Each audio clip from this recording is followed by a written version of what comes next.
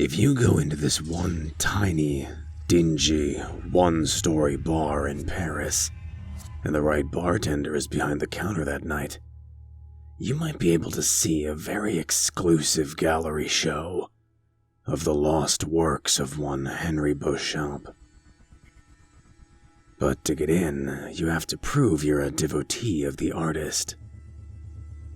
You'll be asked in clear and perfect English, what would you like to partake of this glorious night? Answer, absinthe, no matter what. Any other drink, from whiskey to water, will kill you as you sleep. The next question will regard the type, and you must answer one of two things. The stuff that man himself could not bear to take, or the good stuff, the best stuff. If you ask for any other absinthe, in any other way, you will be plagued by nightmares for 13 days. Each night's dream will be more horrible than the last, until, upon the 13th dream, your nightmare will follow you every moment of your waking and sleeping life. Don't try to cheat the barkeep. The door locked behind you. You have to drink what he gives you, doom or not. That such a powerful man granted you audience should be enough. Besides, I've heard that the dying complimented his drinks in their death throes. If you make it that far before sealing your fate, the bartender will say, "Be sure you handle this with care. This is the finest I have." From here you may do one of two things. Say, word for word, "I overestimated my fortitude, and I bid you good eve." If the barkeep nods, you may leave the door you entered, unharmed and with nothing gained and nothing lost, except the time spent inside. Or you can go on. You will be given a glass with a 7-sided rim, with each side twisting ever so delicately around the basin until forming a sleek and simple handle. You will also receive a very, very, very special absinthe spoon in the shape of a key. The holes at the key's top serve as the draining point for the alcohol to pour over the sugar cube. And of course, an unmarked bottle, stripped long ago of its label, scraps of paper sticking to its sides, covered in the rot of the decades past. The spoon is completely flat, but has two distinct sides. One with a groove along the shaft of the key, and one without. Turn the shaft down so its groove will be face down. If you attempt this face up, your absinthe will taste foul, your nose will burn, and your eyes will shrivel in their sockets with unspeakable horrors not of this world. Now, if your spoon is the right way up, begin preparing the absinthe as one would. Put the sugar on the spoon, and pour the alcohol over so it gains its color and special qualities. Say cheers to your friend the barkeep, and bottoms up. If you don't, the absinthe will burn every innard it touches with the power and pain of sulfuric acid. If you've done it right, the already dim lights will go off, and darkness will consume the bar.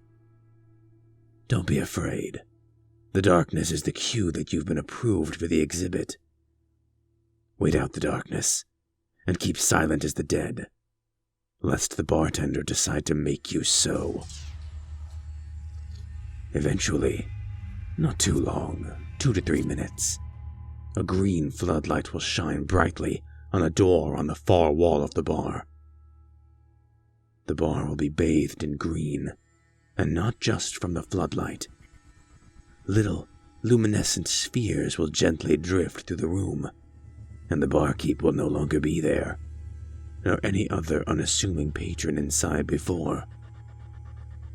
There's no danger by this point. Consider it a safe point. If you didn't finish the absinthe, you don't have to, but you might need the alcohol. Either way, take the spoon and put it in the keyhole of the green-lit portal's doorknob. It will fit perfectly and reach the end of the keyhole with a resounding click. Inside is a small elevator with the most beautiful woman any mortal eyes can imagine, bathed in the green glow in just such an angle that the light refracts beyond her into the shape of wings. The green fairy herself will ask you, going up, and considering all the trouble you went through, it would only make sense to say yes.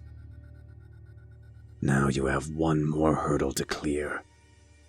She will ask you, as you cross the line from the bar to the compartment, how would you compare Beauchamp's surrealism to that of, say, René Magritte? For your reply, you must say, I've come to see more than art tonight.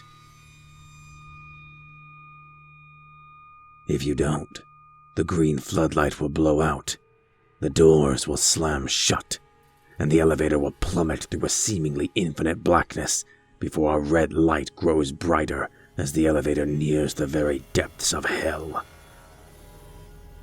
Now, if your elevator begins to go up, the green light will also fade, but in its place will be the cool glow of the moon. But before you even recognize it, the elevator will reach the top of its, well, let's call it a shaft to not get too intricate.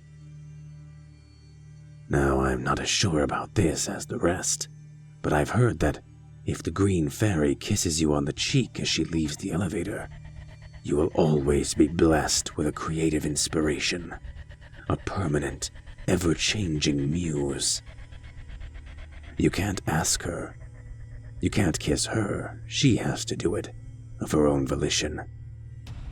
If not, well, nothing, but no reason to do it anyway, and anger the woman who is responsible for keeping the Beauchamp paintings safe for so many years. You will enter, from the elevator, a turn-of-the-century parlor with a large poster of Henri Beauchamp on the left side of the opposite wall. On the right is a door. Taking the time to read the poster is a fairly good idea, as it explains the very significance of Monsieur Beauchamp. You see, he was a struggling surrealist in the 1920s, always making art to try to be free of all premeditation, and managed to do so.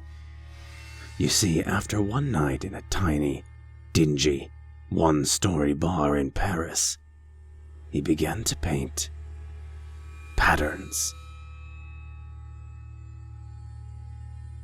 First it was geometric patterns, then complete fractals, then images that would be in the newspaper the next day, then next week, then from 50 years ago, 100 years in the future, 200 years in the past. Then, on his last night of life, he kidnapped 3 young girls from their homes at night, murdered them, and painted his finest masterpieces in reds and yellows with the blood and bile of virgins. He committed suicide immediately after painting exactly 13 of these. These are behind the door.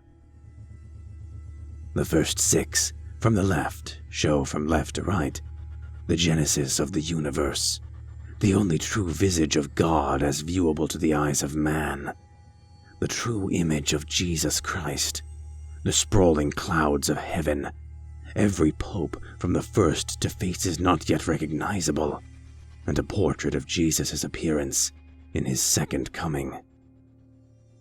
The other 6 on the right show from right to left the cataclysm of the universe, the only true visage of Satan as viewable to the eyes of man, the true image of Judas, the sprawling flames of hell, every human-embodied demon from the first to faces not yet recognizable, and a portrait of the Antichrist in his second coming. Now, 6 and 6 makes 12, but what of the 13th? This 13th painting is turned around on its wall pin, the image facing the wall. The space around it is roped up at a very wide diameter, and under the flipped image is a sign in 3 languages. The top is in the scriptures of the Seraphim. The bottom is in the runes of the highest demonic orders. And in the middle, in Roman characters, do not touch. Now, like the kiss, I can't say this part with as much certainty. But all the same, I heard that somehow as he died, Beauchamp flayed his skin, his organs, his very soul into some sort of collage. How he took his dead body and created such a horrific masterpiece I could never say, nor would I ever dare to. So, if you make it, maybe you can flip the canvas over and tell me sometime. You can tell me about it over a drink.